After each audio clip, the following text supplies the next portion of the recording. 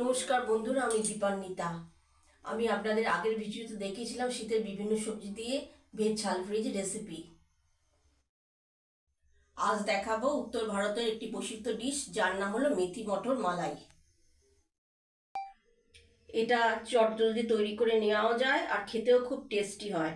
এটা লুচি, রুটি ও পরোটার সঙ্গে খেতে খুব ভালো লাগে। মেথি মটর মালাই বানাবার জন্য কড়াতে আমি প্রথমে 2 টেবিল স্পুন ঘি দিলাম।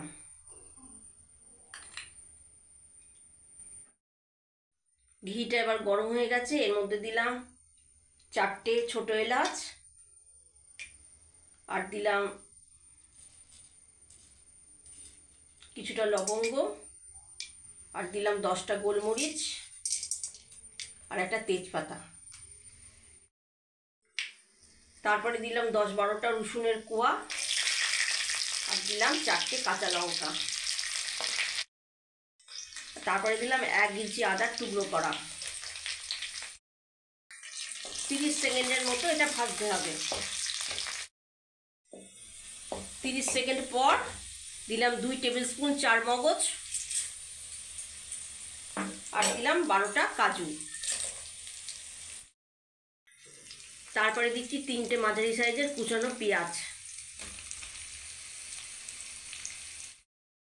আর দিলাম স্বাদ অনুযায়ী নুন। পেঁয়াজটা পিঙ্ক কালার করে ভাজতে হবে। পেঁয়াজটা এবার গোলাপি করে ভাজা হয়ে গেছে। এবার এর মধ্যে 1/2 কাপ জল দিলাম।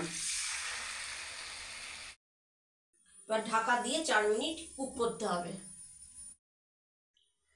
4 মিনিট পর ঢাকাটা এবার খুলে নিলাম। এবার গ্যাসটা অফ করে দিয়ে এবার এটাকে ঠান্ডা করে মিক্সিতে পেস্ট করে নেব।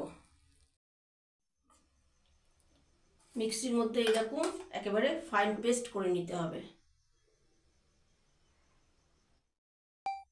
এবারে গ্যাসটা জ্বালিয়ে কড়াতে 1 টিস্পুন ঘি দিলাম। ঘিটা এবার গরম হয়ে গেছে। এবার এর মধ্যে 2 কাপ মেথি শাক দিলাম।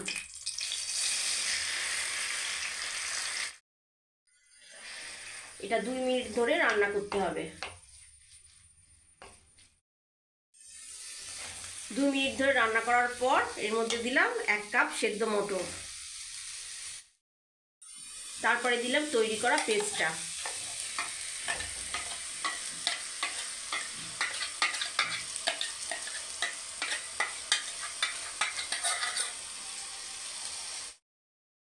দুই 3 মিনিট ধরে এটাকে মিডিয়াম ফ্লেমে রান্না করতে হবে।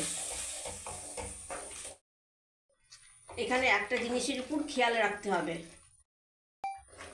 পেস্টটার মধ্যে কাজু দেওয়া ছিল, তাই এখানে অনবরত নাড়িয়ে যেতে হবে,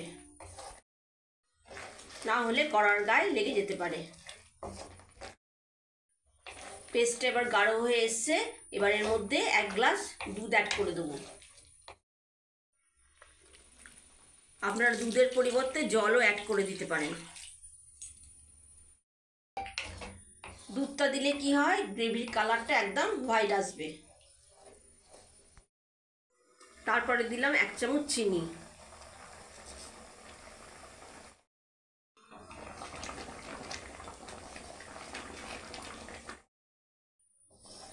পাঁচ মিনিট ধরে হাই ফ্লেমে ফোটানোর পর এতে 3 বড় চামচ ফ্রেশ ক্রিম দিলাম।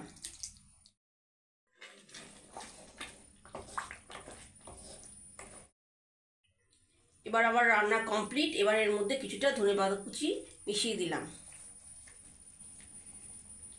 দিয়ে গ্যাসটা অফ করে দিলাম।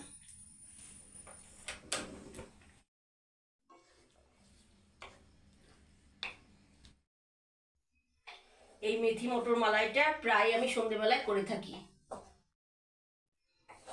আমার পরিবারের সকলেই খেতে এটা ভালোবাসে। বা টেস্ট করে দেখি এটা খেতে কেমন হয়েছে।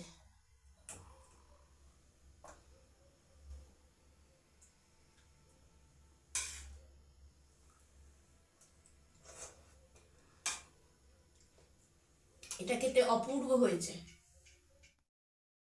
বাটিতে ঢেলে নিয়ে ধনেপাতা আর মটর দিয়ে গার্নিশিং করে দিয়েছি।